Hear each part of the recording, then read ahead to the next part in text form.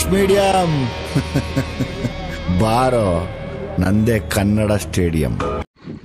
ಎಲ್ರಿಗೂ ನಮಸ್ಕಾರ. ನಾನು ನಿಮ್ಮ ತೀರ್ಥನ್ ರಾಮಚಂದ್ರಗೌಡ. ಮಡಿಕೇರಿಯ ಪ್ರವಾಸಿ ತಾಣಗಳಲ್ಲಿ ಒಂದಾಗಿರ್ತಕ್ಕಂತಹ ಗದ್ದಿಗೆಯಲ್ಲಿ ನಾವಿವತ್ತಿದ್ದೀವಿ. ಈ ಗದ್ದಿಗೆಯ ವಿಶೇಷ ವಿಷಯಗಳನ್ನ ತಿಳ್ಕೊಂಬರೋಣ ಬನ್ನಿ. ಮತ್ತು ಈ ವಿಡಿಯೋನ ಯಾರ್ಯಾರು ನೋಡ್ತಿದ್ದೀರಾ ಲೈಕ್ ಮಾಡಿ, ಶೇರ್ ಮಾಡಿ, ಸಬ್ಸ್ಕ್ರೈಬ್ ಮಾಡಿ, ಮತ್ತು ಮುಂದೆ ಬರುವ ಎಲ್ಲ ವಿಡಿಯೋಗಳಿಗೂ ಸಪೋರ್ಟ್ ಮಾಡಿ ಅಂತ ನಾನು ನಿಮ್ಮನ್ನ ಕೇಳ್ಕೊತೀನಿ. ಬನ್ನಿ ಈ ಒಂದು ವಿಡಿಯೋನ ನೋಡ್ಕೊಂಬರೋಣ.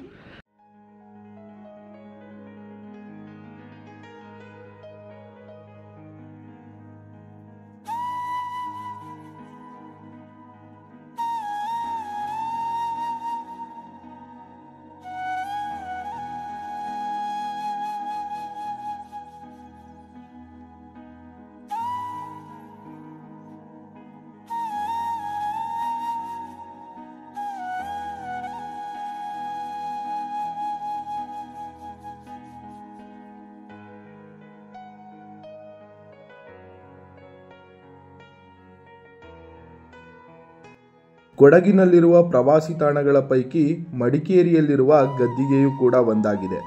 ಇದು ಕೊಡಗನ್ನ ಸುಮಾರು 2 ಶತಮಾನಗಳ ಕಾಲ ಆಳಿದ ಆಲೇರಿ ವಂಶದ ರಾಜರ ಸಮಾಧಿಯಾಗಿದೆ. ಮಡಿಕೇರಿ ಪಟ್ಟಣದ ಎತ್ತರವಾದ ಗುಡ್ಡ ಪ್ರದೇಶಗಳಲ್ಲಿ ನೆಲೆ ನಿಂತಿರುವ ಗದ್ದಿಗೆ ಒಂದು ಐತಿಹಾಸಿಕ ಸ್ಮಾರಕ.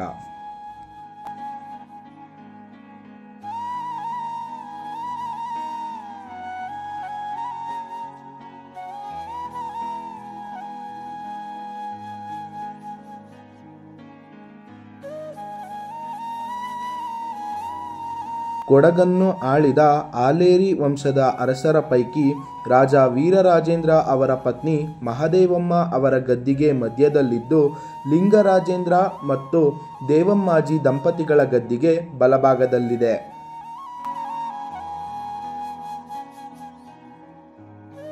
ಇನ್ನು ಎಡಭಾಗದಲ್ಲಿ 1834ರಲ್ಲಿ ನಿರ್ಮಿಸಿರುವ ರಾಜ ಪುರೋಹಿತ ಮುನಿಗಳ ಗದ್ದಿಗೆ ಇದೆ.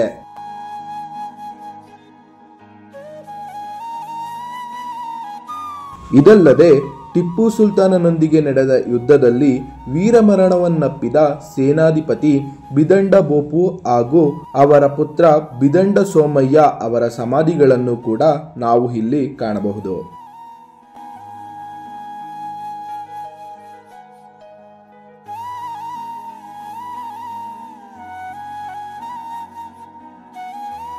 ಭವಿಷ್ಯದಲ್ಲಿ ಗದ್ದಿಗೆ ಪ್ರವಾಸಿ ತಾಣಗಳ ಗಮನ ಸೆಳೆಯಬೇಕೆಂಬ ನಿಟ್ಟಿನಲ್ಲಿ ಅಭಿವೃದ್ಧಿಗೊಳಿಸಿ ಅದಕ್ಕೆ ಯಾವುದೇ ರೀತಿ ಧಕ್ಕೆ ಬಾರದಂತೆ ಸಂರಕ್ಷಿಸಬೇಕೆಂಬ ಒತ್ತಾಯ ಹಾಗೂ ಹೋರಾಟ ಕಳೆದ ಕೆಲವು ದಶಕಗಳಿಂದಲೂ ನಡೆಯುತ್ತಲೇ ಬಂದಿದೆ.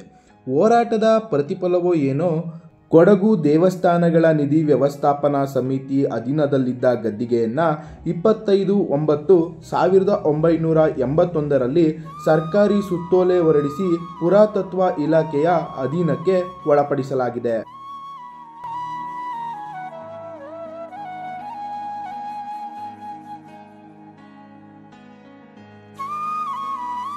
ಪುರಾತತ್ವ ಇಲಾಖೆಗೆ ವಹಿಸಿದ ತಕ್ಷಣವೇ ಗದ್ದಿಗೆಯನ್ನ ಅಭಿವೃದ್ಧಿಪಡಿಸಬೇಕಾದ ಇಲಾಖೆ ಅನುದಾನದ ಕೊರತೆಯ ಕಾರಣ ಇದು ರಕ್ಷಿತ ಸ್ಮಾರಕ, ಯಾರೇ ಆಗಲಿ ಇದನ್ನ ನಾಶಪಡಿಸಲು, ಸ್ಥಳಾಂತರಿಸಲು, ಮಾರ್ಪಡಿಸಲು, ದುರುಪಯೋಗ ಪಡಿಸುವುದಾಗಲಿ ಮಾಡಿದರೆ 3 ತಿಂಗಳ ಸಜೆ ಹಾಗೂ 5,000 ದಂಡ ಎಂಬ 2 ಶಿಕ್ಷೆಯನ್ನ ವಿಧಿಸಲಾಗುವುದು ಎಂಬ ಫಲಕವನ್ನು ನೇತು ಹಾಕಿ ಕೈ ತೊಳೆದುಕೊಂಡಿತ್ತು.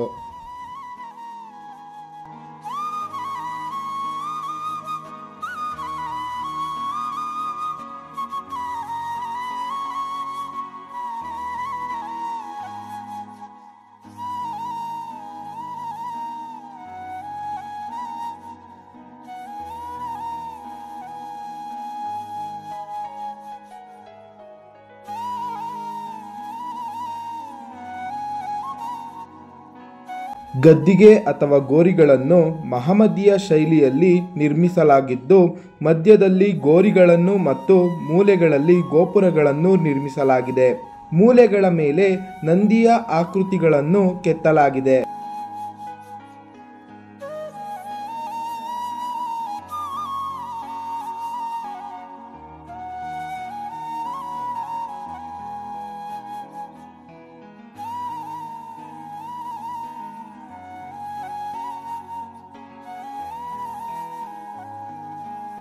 ರಾಜರು ಹಿಂದೂ ಆಗಿದ್ದ ಕಾರಣ ಶಿವನ ವಿಗ್ರಹಗಳನ್ನು ಸಮಾಧಿಯ ಮೇಲಿರಿಸಿ ಪೂಜಿಸಲಾಗುತ್ತದೆ.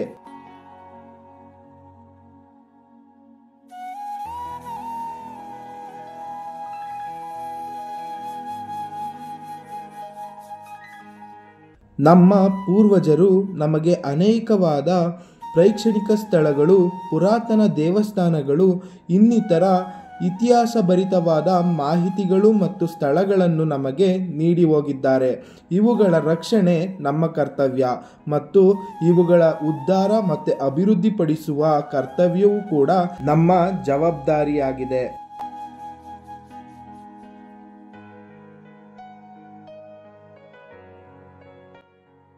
ಈ ರೀತಿಯ ಸ್ಥಳಗಳು ಮತ್ತು ಇಲ್ಲಿರುವ ಇತಿಹಾಸಗಳು ನಮ್ಮ ಮುಂದಿನ ಪೀಳಿಗೆಗೆ ಅತಿ ಅವಶ್ಯಕವಾಗಿರುವಂತಹ ವಿಷಯಗಳಾಗಿವೆ. ಆದುದರಿಂದ ಈ ಒಂದು ಸ್ಥಳಗಳನ್ನು ಕಾಪಾಡಿಕೊಳ್ಳುವುದು ನಮ್ಮೆಲ್ಲರ ಕರ್ತವ್ಯ ಮತ್ತು ಇನ್ನೂ ಹೆಚ್ಚು ಅಭಿವೃದ್ಧಿಗೋಸ್ಕರ ಪುರಾತತ್ವ ಇಲಾಖೆಗೆ ನಾವು ಮನವಿ ಮಾಡಿಕೊಳ್ಳೋಣ.